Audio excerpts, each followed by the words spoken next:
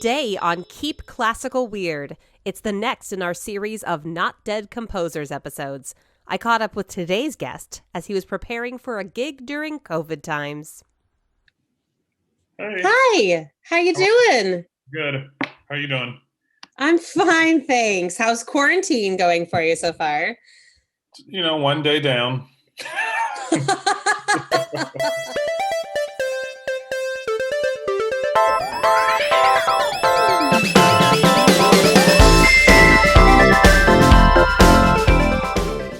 Welcome, friends, to episode 35 of Keep Classical Weird.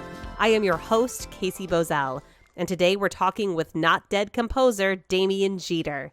He's definitely well known here in Portland's music community and finds ways to promote and push forward social justice through his music. As you'll hear, he's got some great projects on a national scale as well. What strikes me most about talking to Damien is his ability to project truth and vulnerability, even in everyday conversation. His music is heartfelt and effective, able to pull emotions from you almost instantly. In addition to composing, Damien is also an opera singer. You'll probably be able to hear that even in his speaking voice. And you last heard him way back in episode 14 as one of our panelists in the Craziest Opera Tournament. I had a great time having this conversation about his compositions. Enjoy! I'm a composer and a singer. I went to undergrad at Old Dominion University with a degree in music ed, and I have a degree in conducting from Indiana State University. You may realize that neither one of those things is singing or composition. That was going to be a follow-up question of mine, yes. I was a trumpet major, really. Education was when I was at ODU. And I always sang, and, you know, I grew up in a house where my mother sang and my grandmother played piano and sang. And my dad actually has a beautiful voice. My brother cannot sing, though. I mean, he can sing a little bit. He can match pitch and duo, and the tone isn't bad, but...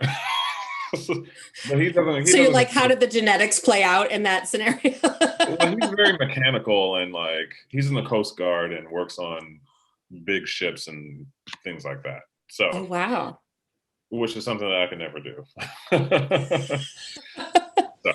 so I always sang, but I never switched over to be a voice major because I felt a sense of loyalty to my trumpet teacher. Oh, interesting. Okay. Yeah. So that's one of the reasons why I did not do that. And I always wanted to be a conductor, actually. And so that's why the conducting thing, and I still would love to conduct at some point. So that's where that comes in to play. But yeah, always took voice lessons throughout undergrad and graduate school. And it was just something that I just kind of did for fun.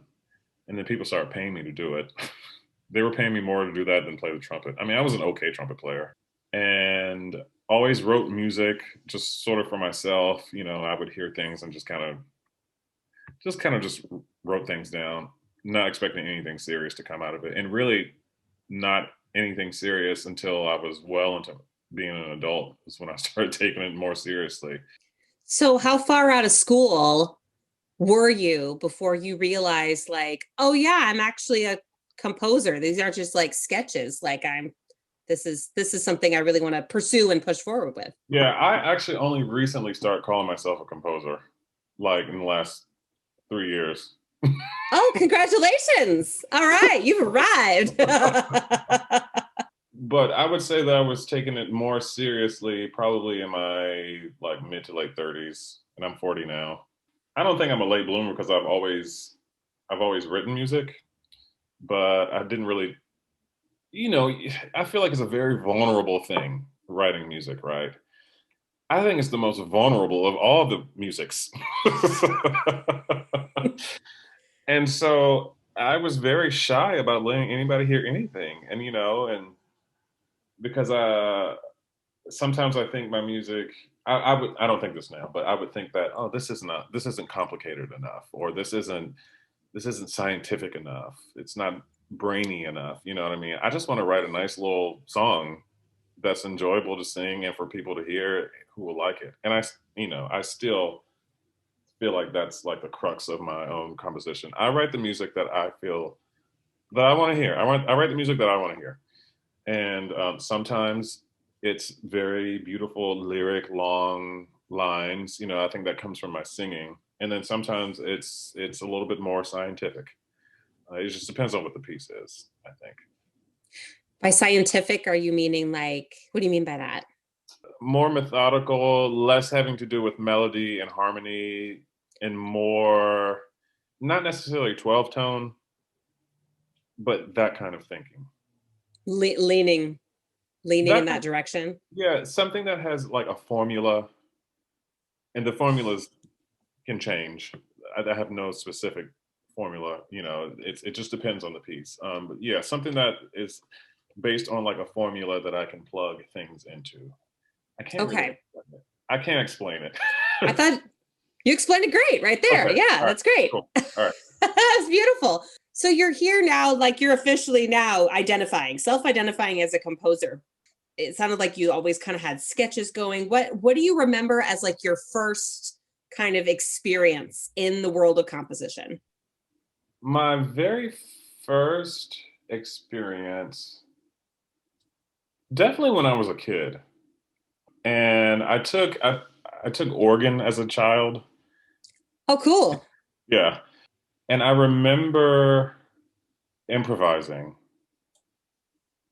and it wasn't anything, you know, elaborate, but I definitely remember having the thought, "Oh, I'm actually making this music up. I'm not looking at the music. I'm not looking at anything. I'm definitely just moving my hands around based on the teeny tiny bit of ear training that I knew back then, and I'm completely making this up." And I remember thinking, "Oh, I can actually do that." I remember being You a kid thinking, "I don't actually have to play. I don't always have to play music that somebody else wrote. I could actually write something myself." Oh, so was it like, and I can do that? It wasn't necessarily like, oh, I have the ability to do that. It was, I have permission to do that. Absolutely. Absolutely. Yeah, it was definitely one of these I have permission to do that type of things. Because, you know, I mean, when I growing up, I mean, even when I was in music school, it's like you learn about Beethoven and all those guys, and none of those people look like me, you know. Yep. None of those people look like you. Yep. And so that was part of the permission was like, no, wait a minute. I can do this too. It's not just people who are dead and we're looking back on their music and like loving it and all this good stuff. It's there are people alive today who are writing who's writing music. And I can be one of those people. So it definitely was a permission type thing first. And then as terms of skill, I don't know. I don't know where that I don't know because I still have a little bit of imposter syndrome going on. I think when people started playing my music and they were like, "Oh, this is nice," I said, "Oh, okay. I actually might have some talent in this as You well." getting that feedback was And affirming. and it was feedback from people that I trust. It wasn't somebody who was just going to say, "Oh, that song was nice." Hmm. You know, Hmm. it was genuine feedback. And I would never give out anything that I didn't like myself. I still am like that. If I don't love it, then I'm gonna work on it until I love it. It's not gonna be one of these things where I'm writing. I'm like, oh, this is good enough. No, I'm not gonna put it out there unless I myself love it. And it's interesting because anything that I finish now, I'm like, that's the best thing I've ever written. How lovely. I'm sure What a that nice spot. yeah, I'm sure there will be a time when I'll be like, well, that I love this, but it wasn't as good as the blah blah blah blah blah. You haven't uh, reached that yet? You're still like, yeah, I haven't reached it yet. Yeah, that's I haven't awesome. reached it yet. Yeah. Oh, that's fantastic. What kinds of instruments? I mean, you're also a vocalist. So, what kind of instruments or ensembles or voices? What's your favorite type of music to compose in terms of instrumentation? I love to write orchestral music. Cool. Yeah, that is my first love. This is why I wanted to be a conductor. It's the thing that drew me to classical music as a kid. I love to write orchestral music. I'm starting to love writing opera too, because it's both of my worlds combined. But I really, really love to write orchestral music. What is it about that draws you? I don't know. It's just a feeling. It's the acousticness of it all. It's the different colors of the orchestra. It's the different combinations of colors that you can get out of different combinations of instruments in the orchestra. I like to take chances and do things that aren't traditional, quote unquote. Yeah, it's just like it's all of that. It's just like a world. It's a world that I just love to live in. Lovely. Yeah. That's really cool. And so have you written, I know you wrote a chamber opera. Hmm. How many opera is that your first opera? That's my first opera. Yeah. Hopefully not my last. I have a couple of things a couple of irons in the fire right now. So we'll see what pans out. But it's definitely not going to be my last opera. Will you tell us a little bit about its American Apollo? American Apollo. American Apollo. I wrote this with my collaborator, Lila Palmer. She's a librettist. She lives in New York. She's completely awesome and has become a really good friend of mine, actually. She came up with the idea of American Apollo. We were chosen to be a part of Washington National Opera's American Opera Initiative. And we had to pick a topic of an opera that was based on an American story or American themes. And we had an idea called the Battle of Atlanta, which actually is we're the finalists for another thing. Awesome. But she ended up, the scope of that particular piece was going to be bigger than what this Washington National Opera program was going to be. So she came up with the idea that we should write a story about Thomas McKellar and John Singer Sargent. You know John Singer Sargent? I don't. The painter. He's an American painter. You Okay. definitely have seen his paintings before. So Thomas McKellar was his model, his primary model, and Thomas McKellar was a Black man. And John Singer Sargent uses Thomas McKellar's body in a ton of his paintings, but his paintings aren't of Black people, they're of white people. So there's this whole theme around erasure. We also touch a little bit on, well, actually a lot of it, on, we tried to squeeze as much as we could in those 20 minutes. We also talk a little bit about their possible relationship, because I mean, this was, 1920, before 1920s, something like that. And, race relations between Black and white people, even in the North, this was in Boston, was not great. But John Singer Sargent, based on what all of the papers that are sort of the paper trail, it gives us some indication that he really cared for Thomas McKellar. To what extent, we don't know.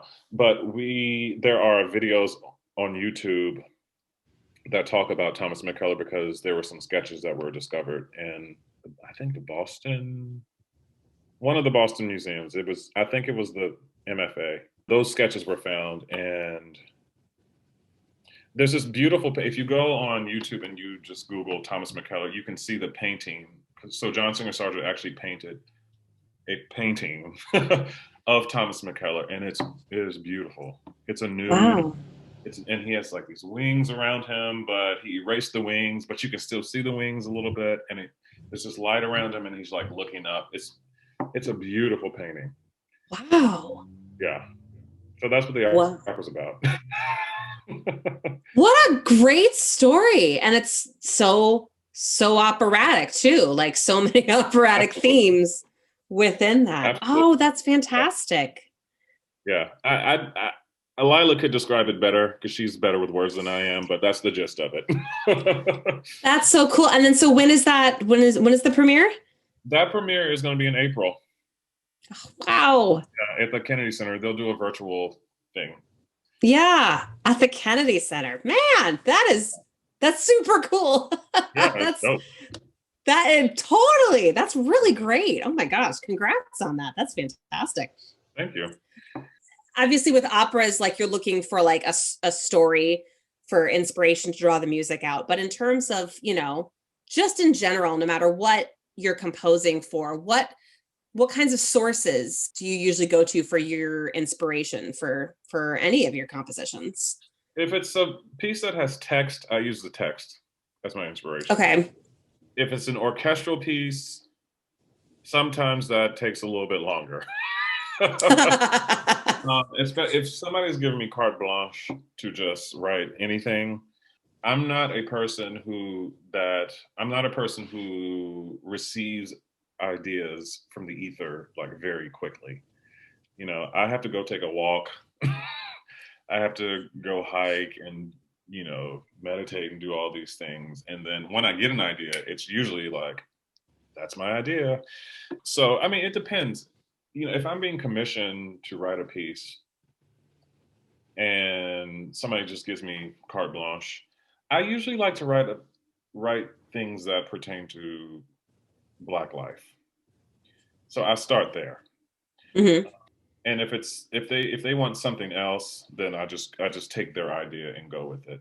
I'll give you an example. The Washington Chorus commissioned me to write this cantata back in, I think it premiered in November. They said, we want to commission you to write a piece of music that's going to be virtual. I said, okay, you got any ideas at all? I can't remember what they said, but I ended up saying something like, well, why don't we do something that's based on a pre-existing piece of music? Mm-hmm. And so we left the meeting, and that's all the information that I had. The artistic director was going to send me a bunch of sort of pre-existing, like Bach chorales and things like this, and he did, but none of them were landing for me. So I did my own research, and I came across. The other thing was they wanted to relate to COVID, and that's kind of an umbrella statement. Relate to COVID. I mean, what does that mean? Does that mean like trauma? Does that mean like everybody's about themselves? What does that mean? It's all sorts of angles, yeah. Exactly. So anyway, make a long story short, I decided to write cantata what was entitled Cantata for a More Hopeful Tomorrow, because at some point we got to get out of this mess. Oh my God, yeah. And I based it off of a Bach cantata, which is called Weinen, Klagen, Sorgen, Sagen. And that has to do with despair and just sort of feeling bad about the situation that you're in. But there's a trajectory in that particular cantata that leads to hope. And so I'm like, okay, great. I'm going to use the first half of the opening chorus, and that'll be our pre-existing piece. And in that, there's a Passacaglia that goes throughout that movement. And so that Passacaglia shows up in each of the movements, but it doesn't necessarily show up in the same form. It's different permutations. Mm-hmm. So sometimes it's backwards, sometimes it's upside down and things like this. And then I was like, well, I do want to relate back to Black life. So I incorporated a couple of spirituals in there. So I Want Jesus to Walk With Me, and then I use There's a Balm in Gilead. And then in the last movement, I use a poem from Leaves of Grass by Walt Whitman called Continuities. And so that ends us with hope. So we start with the kind of despair, and then it's a trajectory, just like the Bach, that moves towards hope.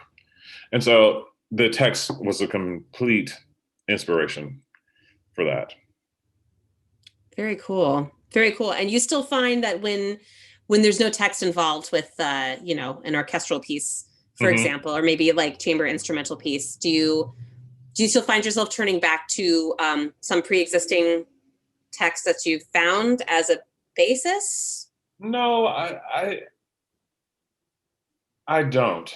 If it's an instrumental piece, I usually just try to think about all of the influences of music that I've experienced and just try to draw from there.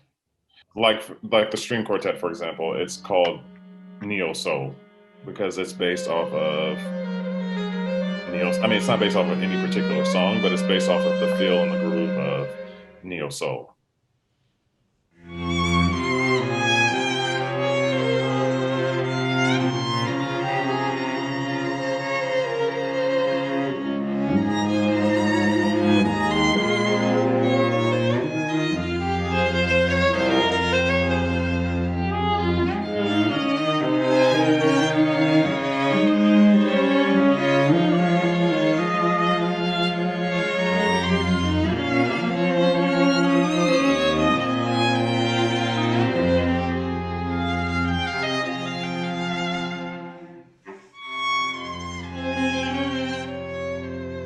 So to me, neo soul is all about the vibe that's created when listening to it. And so I tried to capture a vibe that was similar, sort of based off of minor ninth chords. The first one is called Bop. The first movement is called Bop because it has a nice little groove to it. And the second one is called Feeling Some Type of Way, which is have you heard the saying before? Mm-mm. It's a saying in the Black community where it's like, I feel some type of way about that, where it's like, I don't feel great about this. Okay. I don't Yeah. feel so good about this. But the melody that I use, it takes a different form based on whatever is around it. So it might, in the beginning, it sort of is melancholic.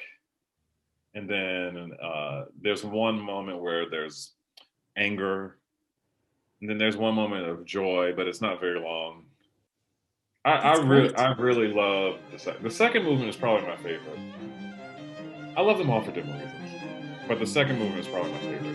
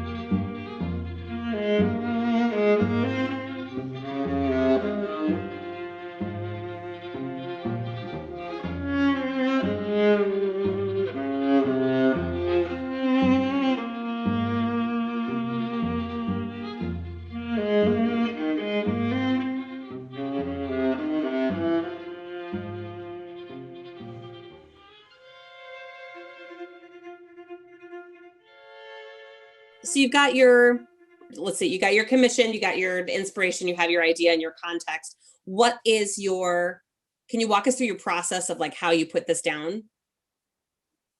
Yeah. So once sometimes I will literally go to the piano and just play around. And if I land on something that sounds cool, I go, oh, that sounds like it could be something.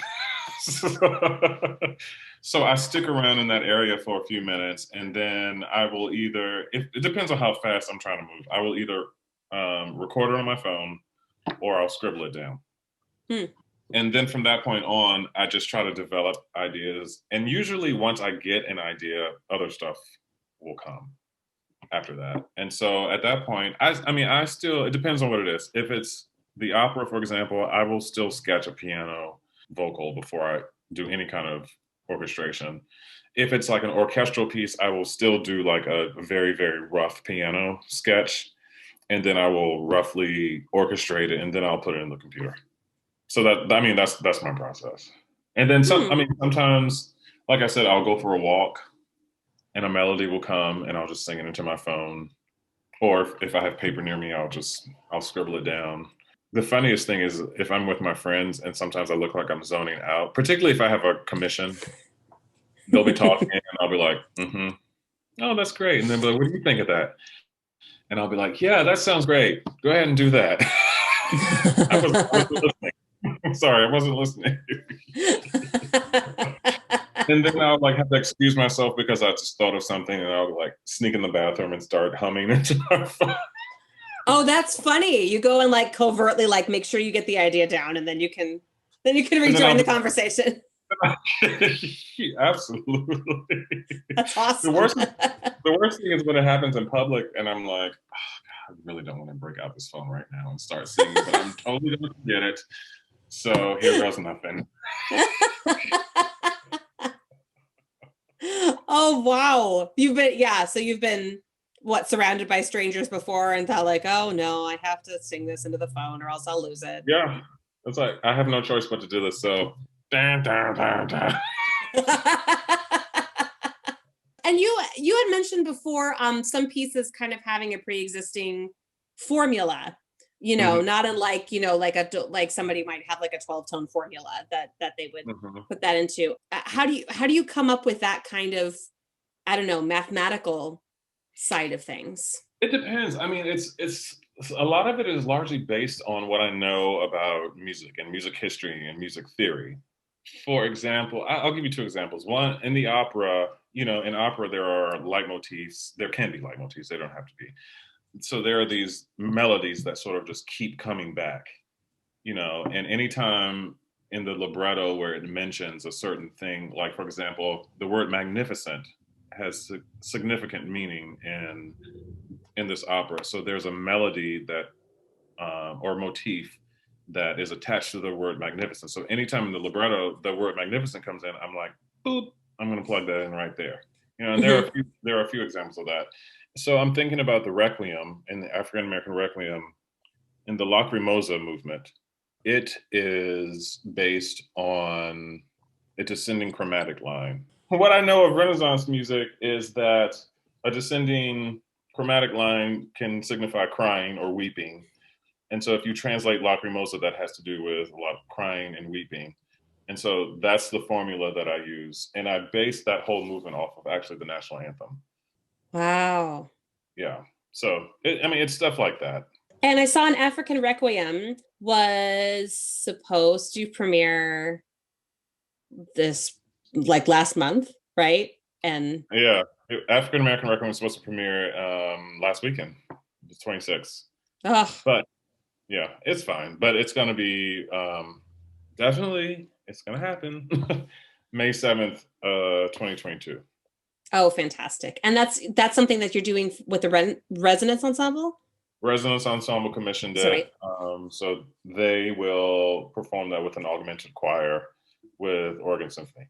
Oh my gosh. Wow, very cool. So you kind of alluded to this part earlier. What's your favorite thing you've ever composed? My favorite thing I've ever composed. Okay, the last thing I finished was my opera. Is that your current favorite? I think it's my current favorite thing. Yeah. That's Yeah. awesome. Very cool. What is it about that's I don't know if you're able to like pick apart like what is elevating it to your favorite, but is there something? I don't know how to talk about it without sounding like I'm tooting my own horn or like conceited or something like that. But I feel like it's very well put together. I think it's smart. I had a really awesome libretto to work with. So Lila Palmer did, like, her words are beautiful. So just from starting from there, it was easy. Oh, I came up with another formula. So I forgot about this one. There's a motif in it that represents the initials JSS and TM.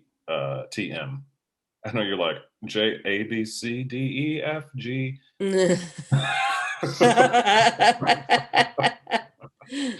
But if I keep counting, if I keep going, then you'll eventually get to okay. Yeah. So it's CEECEFF. That's the theme that kind of is centered around their initials. So anyway, and then I have all of those different melodies that come back. I just think it's really well done, and there are parts of it that I just really love. That's wonderful. I really love the end of it. I love the beginning. I love all of it, but I think the end is very tender and it's not overly done. I think it's just right. And anytime, I never get tired of hearing the end. Okay. Is there any way for us to be able to hear this premiere? Yeah, you can hear the premiere. I don't have the information to give you right now, but it will definitely be available for public consumption. Oh, fantastic. Okay. And it's through the Washington National Opera is the way it's being premiered. Yep. Okay. So if people want to like find out more about you and all the amazing stuff you're doing, is there anywhere they can follow you? Yes, Instagram at DGETER. And then my website is DamienJeterMusic.com. I have a singing website too, which is DamienJeter.com. Jeter with a G, GETER. And that's our show for today. My deepest thanks to Damien Jeter. You can hear more of his works on his website, DamienJeterMusic.com. That's DAMIENGETER. Our theme music today is by Not Dead composer Thomas Barber. Check out more of his stuff at thomasbarber.com. Web development support is provided by Tina at citybeautifuldesign.com. Keep Classical Weird is created and edited by me, Casey Bozell. Find us on Facebook, Instagram, and Patreon. Thanks so much for listening, everyone. Stay safe and stay weird.